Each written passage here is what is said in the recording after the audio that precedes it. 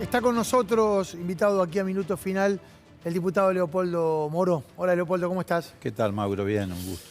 Me interesa escuchar tu palabra, porque vos tuviste a lo largo de todo este año opiniones, miradas muy críticas de la investigación judicial, pero también muy alertando el peligro institucional que representó y representa las consecuencias de este atentado. Sí. A ver, lo primero que hay que decir es que todo esto demuestra, paradójicamente, que el riesgo más grande que tiene hoy la democracia en la Argentina es el Poder Judicial. Parece mentira que uno tenga que decir algo de esta característica, pero todo esto demuestra esta impunidad en la que se pretende hacer caer a quienes no solo fueron los autores materiales, sino a los que fueron los autores intelectuales, a los que financiaron, a los que le dieron incitación política, te lleva a la conclusión de que no solamente Cristina Fernández de Kirchner estuvo en riesgo, sino que están en riesgo 45 millones de argentinos, porque si esto ocurre en un caso de esta magnitud, imagínate para cualquier ciudadano de a pie cuáles son las garantías que tiene frente a un poder judicial de esta característica. Yo creo que a esto se llegó hace un año atrás, porque durante muchísimo tiempo, durante muchos años, hubo un bloque de poder, también con respaldo en el exterior, que se dedicó sistemáticamente a estigmatizar, a insultar, a descalificar a Cristina Kirchner. En definitiva, a llevar adelante un discurso de odio, que fue la siembra que dio como resultado este intento de asesinato.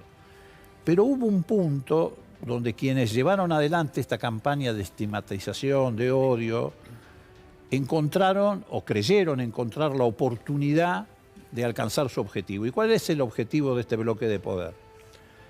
Eliminar la influencia política que Cristina ejerce en la vida de la patria, precisamente para dejarnos sin patria. Y encontraron el año pasado en la coincidencia entre el juicio que se estaba llevando adelante en tribunales, la parodia del juicio de vialidad, y un clima de violencia que se fue creando en paralelo, dijeron, bueno, esta es la oportunidad. O la matamos o va presa. Y efectivamente, fíjate vos, hay una coincidencia en el tiempo, seguí la línea de tiempo. Sí. ¿Cuándo aparece Revolución Federal en la escena pública, digamos, con una presencia continua y impactante desde el punto de vista mediático? Junio, julio del 2022. El alegato. ¿Cuándo se produce la etapa final del juicio de vialidad? Junio, julio, que culmina en el alegato del fiscal Luciani el 22 de agosto. Aparece Revolución Federal, un grupo que actúa casi exclusivamente en el área de la ciudad de Buenos Aires, no es que es una organización política nacional, grupo de características neonazis claramente, y empiezan a desarrollar estas acciones, las que ustedes enumeraron recién, las antorchas en la Casa de Gobierno, La guillotina. la guillotina frente al Instituto Patria, pero con definiciones explícitas dirigidas a que había que asesinarla a Cristina. Todo esto que ocurre, el intento de obstruir la asunción de Massa, rompiéndole el auto, todo esto ocurre con zona liberada de la policía de la ciudad. Sí, sí. Zona liberada, lo digo con todas las letras, de la policía de la ciudad. No hubo una detención, no hubo una actuación de oficio de ningún fiscal de la ciudad de Buenos Aires, porque estos son delitos hasta ese momento que se desarrollaban en el ámbito callejero, no tienen la característica de un delito federal, tenía que intervenir La justicia de la ciudad. la justicia de la ciudad. Moro, Nada. Moro, Ninguna intervención. Adivino la secuencia, que es alegato, esta tensión, el atentado, y termina con la sentencia en diciembre, que si uno cierra ese ciclo también tiene un episodio político que es esta especie de renunciamiento de Cristina de que no iba a ser candidata, que es un fenómeno que no viene después. La pregunta ahí es, para mí, es la pregunta también del año posterior. Es la política, la militancia, los sectores involucrados que forman parte del dispositivo político, pero también los que pueden estar involucrados con la defensa de los parámetros de la democracia, no la vieron, durmieron, estuvieron paralizados, tuvieron miedo. ¿Qué ocurrió? permitime que termine primero con la primera etapa de esto. Entonces llegamos a ese punto. Clima donde se transforma la violencia simbólica en violencia material, sin castigo, zona liberada. Muy bien. Llegamos a ese punto.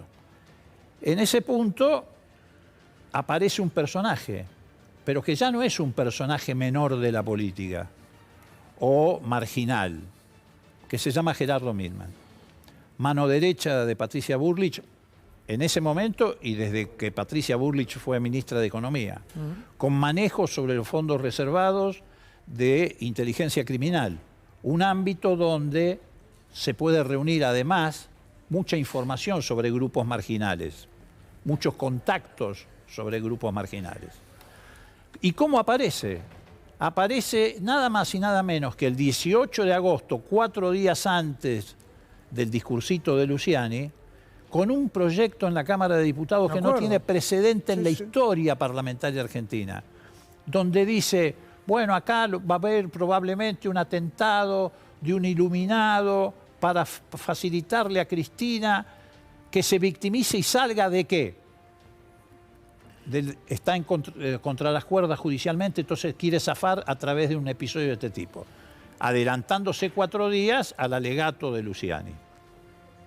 Un día antes del atentado, 31 de agosto, presenta un proyecto pidiendo informes, tampoco es habitual, sobre cómo funciona la logística que cuida a la vicepresidenta de la Nación.